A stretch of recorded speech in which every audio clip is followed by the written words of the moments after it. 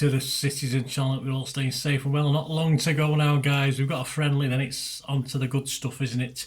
We've got, so I'm going to have a look at the friendly. Yes, Palermo versus City on the 9th of August, 8 p.m. kickoff. You can watch this. I'll tell you how to watch this in a moment. A little match preview. We'll have a good look at Palermo, their history and what they've been up to recently in their friendly games as well. They've had quite a successful pre-season so far. We're taking part in the Anglo Palermitan trophy. I'll be a little bit more about that in a moment as well, where the origins of that one are. And it's going to take place in the 36,000 plus seater Renzo Barbera Stadium in Sicily. Never been. I love Italy. I've never been to Sicily. I'll have to go one day. So we'll check out our friends at Palermo, part of the CFG group, of course. But also check out the shape of City at the moment, and after the World Cup disappointment, which is what it was, we'll have a look at any transfer market activity or lack of since. Not been much, has there been one key one, which is an interesting one, but we'll obviously delve into that more in the coming weeks. This game is available on City Plus if you want to subscribe for a month. Of course, it's about 40 odd quid for a year. But you can pay $4.99 for a month and then just cancel, guys. So if it's worth a fiver, unless you want to chance it's on somewhere, on a dodgy stream somewhere, but I'll probably just spend the fiver and then cancel it about a week before it's due to renew. So although I'm not sure whether season card holders are getting it any cheaper. I don't know whether it'd be $4.99 for me as well, but it wouldn't surprise me. But I'll let you know how that goes on anyway. Right, Palermo. Yes, the club is celebrating 125 years since its inception, having been formed in 1900, and with the influence of English shipyard workers and professionals. They are one of Italy's oldest football clubs. They were formed originally, this is where this cup comes from, as Anglo Palermitan Athletic. There you go, so that's the Anglo Palermitan trophy we're playing for, and football club. It changed just to Palermo, quite a lot. It's a lot easier to pronounce in 1907, and since then they've moved up and down the Italian football pyramid. Honours include a Coppa Italia Serie C, won in 1992-93, and 5 Serie B league titles. They've appeared in 3 Coppa Italia Cup finals, yes, 73-74. They drew with Bologna but lost on penalties. They were beaten by Juventus in 1978-79, 2-1. And in 2010-11 lost 3-1 to Inter Milan. So yeah, they've managed to get some top competition finals. I've played a total of 29 seasons in their history in Serie A, the top league in Italy, of course. Internationally, the club has made 5 appearances in European competitions in the UEFA Cup and the Europa League, and the ground in Palermo has been used for internationals as well. In 2002, it was called the Renzo Barbera Stadium in honour of the chairman of Palermo during a key period for the club, with a sustained Serie A or A tenure and 2 Coppa Italia finals throughout the 60s and 70s. It was previously known as Littorio, Michel Marone and La Favorita before its current name. My apologies for any pronunciations spelt wrong, guys. In 1990 at this ground, Niall Quinn actually scored here for the Republic of Ireland against the Dutch in the World Cup. Currently sat in Serie B.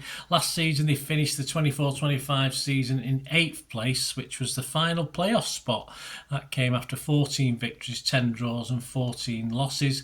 Their promotion ambitions didn't last long though, because this playoff system as it was meant they just played one game. They lost to Juve Stabia, so we're out. And they actually faced top opposition in the Coppa Italia. They actually faced eventual Serie A champions Napoli in round 2 of the Coppa Italia, but they did get a bit of a hammering, 5-0. Manager's an interesting one, of course. We know Inzaghi is a name, of course, we now dread after the US World Cup disappointment. Of course, the iconic striker Filippo Inzaghi is brother of that Al Hilal manager, and he was appointed as new manager this summer. Inzaghi made a name for himself, one of the greatest finishers of his generation during his playing days, scoring 288 goals in 623 professional appearances, including 4 seasons at Juve and 11 at AC Milan. Since retiring, he's taken several jobs in the top three tiers of Italian football with the likes of Milan, Bologna and Venezia. Last season he guided Pisa to promotion from Serie B before making the move over to Sicily.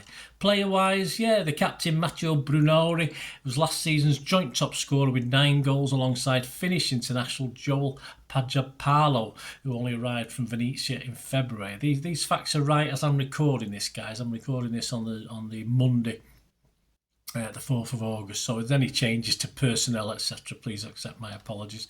A name also we know very well is defensive midfielder Claudio Gomez. The 25-year-old was at the club from 2018 to City at 2018 to 2022 before making that move over to Sicily. And the full internationals throughout the squad include Senegal goalkeeper Alfred Gomez, USA fullback Christopher Lund, and Polish centre-back Patrick Peda. Current form, well, as I said, they've done really well. They started the pre-season on the 20th of July. They started off with a 5-0 win over FC Paradiso. They're the third tier of Swiss football. Then they beat Sondria 4-0. They're from the fourth tier of Italian football, all semi-professionals. Then they beat Bra, Palermo 1, Bra 0. Yes, I thought I'd misspelt it, but they'd just been promoted to the third tier of Italian football. The final game before City also ended in victory on the 30th of July. It ended Palermo 3, Annecy League 2 of the French League 2. So 5 wins. Palermo have been quite on an upward slope, haven't they, in the pre-season, and it reaches a peak before the Italian season, of course, kicks off with the Coppa Italia game the week after City, and of course we've got this final warm-up against our boys, which will certainly test them, won't it? Let's hope it'll test them anyway, because that brings us on to us, doesn't it? Apparently we played a behind closed doors game. People having quite a laugh about that. We played Preston behind closed doors on the Saturday the 2nd of August. I believe we won 1-0 and we kept a clean sheet, so there you go, that's all that matters really, isn't it? Enrico Lewis got the City goal, but some people are saying that's not very good. It's just a friendly game, lads, no need to worry.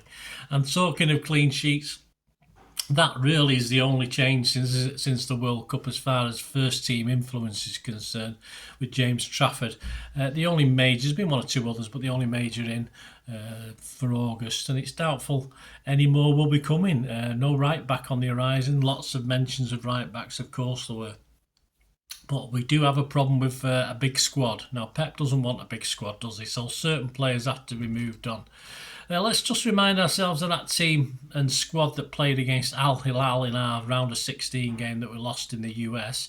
It was the starting lineup was Edison, Nunes, Diaz, Gvardiol, at Nouri, Gundo, Reinders, Bernardo, Savi, Doku and Haaland. On the bench, we had Bettinelli. I don't think we're going to see much of him. Ortega, probably on his way. Stones, talking about being a good season for him. Lots of fitness, lots of games played. We'll see. Ake, Marmouche, Nico, Rodri, Heiss, Akanji, Cherky, Kusanov, Foden, Bob and O'Reilly. I believe Bob was supposed to play well against Preston as well. Injury-wise, I think it's just Kovacic that's still to appear. And of course, there's a lot of worries over Rodri, who appears to be only in the background when we've been seeing some training pictures. He's not actively in the gallery pictures. So that is a little bit of a worry. Did we try and push him back too quickly for the Club World Cup? I don't know. I'm sure the guys wouldn't have tried him unless he was properly fit, but it is a problem, it is a worry, and some stuff we've done before with players. You think of Bob. Bob came back and then went out, then came back and went out. Echeverri was injured, of course, in the US, but he looks likely that he and Rice, who recently married, well, best wishes to you, well done, will be loaned out this season. But the rumours are that Kusanov is going to be a regular and going to stay. Obviously, hopefully Pep will give him more time than he did at the end of last season. We've also got Phillips, who's currently injured, and of course Grealish, surely are looking for exits, but the last couple of days I've seen lots of things about Grealish might be staying. Probably because no one could afford him or we can't move him on. I can't see any other reason for that. Pep doesn't want Grealish anymore. It's as simple as that. And it's best for Grealish if he goes elsewhere, but perhaps he just can't find the correct exit, unfortunately. And as far as Phillips are concerned, that's just it is a bit of a disaster, isn't it? With Trafford's arrival, of course, Ortega has to be on borrowed time, no doubt about that. And McAtee's an interesting one, of course, back from under-21 victory, but surely on his way out. There were plenty of suitors, but again, it's a matter of getting the right deal, I think, for City and McAtee and anyone buying him. So we'll have to see on that one as well. But we're getting fairly close to the start of the season now, so we're going to have to move on some very quickly. I'm not going to do a Pepsi 11 for this friendly game. There's no point. I will try for the Wolves game next week, of course. Well, I want to see more of certain players. If he plays two teams, if he plays one team in the first half, a totally different team the second half, then he's still planning. He's still got ideas, hasn't he? So obviously we'd see, say, Edison for the first half, Trafford for the second half, or vice versa, etc., etc. But if he doesn't do that, if he plays a fairly strong team and then swaps just 4 or 5, that gives you some idea that he's got an idea what he's going to do for the Wolves game a week later, of course. So it'll be interesting to see what he does with the squad. If it's wholesale changes at half time, Pep's still learning. If he's a bit more confident and only brings subs on, 20 minutes into the second half, etc., then there might be a chance he's got an idea of what he's going to start with. But they're all different machinations of that, of course. But again, I'll chat about that before the Wolves game and the Wolves match preview. And of course, as far as City are concerned, after looking so good against Juventus, that defeat to Al Hilal brought back some of those old questions that plagued us last season about defending transitions, etc., etc. And of course, the big problem that we've still not got a right back. I have a lot of faith in Nunez, but it looks as though we're going into another season, so having to cover. And of course, the guy over the other side, Atnori, can play right back as well. So is he going to end up with Atnori right back and Gvardiol left back? We know what Pep's like. We'll have to see. Be interesting, won't it? But we've got some tough games coming up at the start of the season. If you look at the odds at the bookies, just a quick look at those and a quick chat about our opening to the season. Please gamble responsibly, and when the fun stops, stop with all bets. Just a quick look at the favourites for this season's Premier League, and for the first time in many years, City are at the lowest as far as favouritism is concerned. We're actually third favourites, not first, not second, but we're third. Liverpool, on average, are about 7-4 favourites. Arsenal are 9-4 favourites. City as high as 10-3. How things change. Chelsea are 9-1 as a matter of interest. That seems quite high for Chelsea fans to have a pop on that. I might risk it, to be honest with you. And United, yes, United are actually the fifth favourites, but they're 33-1. So top four, we'll get to see some changes, of course we will, but interesting, isn't it? And of course, with City's tough start, as I said, I'll be interested to see the odds 4 or 5 weeks in, especially after that trip to the Emirates. Yeah, so if Arsenal are still second or first favourites and we're still third favourites, it probably means things aren't going too well. But Pep's already said, of course, he said before we got knocked out of the World Cup, we could start well and then fade, obviously tiredness. But of course, it's the fact that we've had a month off now. Hopefully, we can get all the guys back firing, especially Rodri. That's key to the season, isn't it? Anyway, there you go, guys. That's my little preview. A little bit about Palermo, a little bit about where we're at the moment. There'll be lots more, of course, coming up. The player ratings for this game will be out on Sunday. The story of the game will be out on Monday. And then next Wednesday, of course, is the preview of our first Premier League game, the trip to Wolves. I'm hoping on a ticket, as at this stage in time. It's not been confirmed yet, so I'm hoping to get there, but no guarantees. But just keep watching, guys. There's lots more great content, loads of history stuff, of course, still coming over the channel. Lots of wonderful stuff. There's always a vlogger day on City, even when we're not playing, so hope you enjoy it. Please, if you want to help support the channel, that'd be wonderful if you can do that. Or if you just want to contact me through my various socials, there's ways of doing that. All you have to do to find out is to keep watching and listening. Thanks for that, guys. Hope you enjoyed the feature anyway. And please, if you can, give us a thumbs up, give us a like. That'd be wonderful. And if you're not already a subscriber, it'd be great if you could subscribe. It's absolutely free. Also, check out all my social media links. Will be in the description and comments below if you want to follow me on TikTok, Instagram, X, Facebook. We can chat on there and do all things City, of course. Also, if you're into film and TV, don't forget a lot of this channel is film and TV stuff. I love me film and TV like I do City. So if you're into that, have a look. Or even though somebody who might not be that bothered about the football but likes film and TV, give them a kick in my direction. I'll be very grateful. And special thanks as ever to supporters of the channel. Piat6505, they've got a little eBay shop selling film and TV memorabilia mainly, including books, magazines, posters, lots of posters, and they do have some City stuff as well that they've purloined off me over time, so there'll be a few bits and pieces, probably more going on as well. So have a look at Piat6505 on eBay.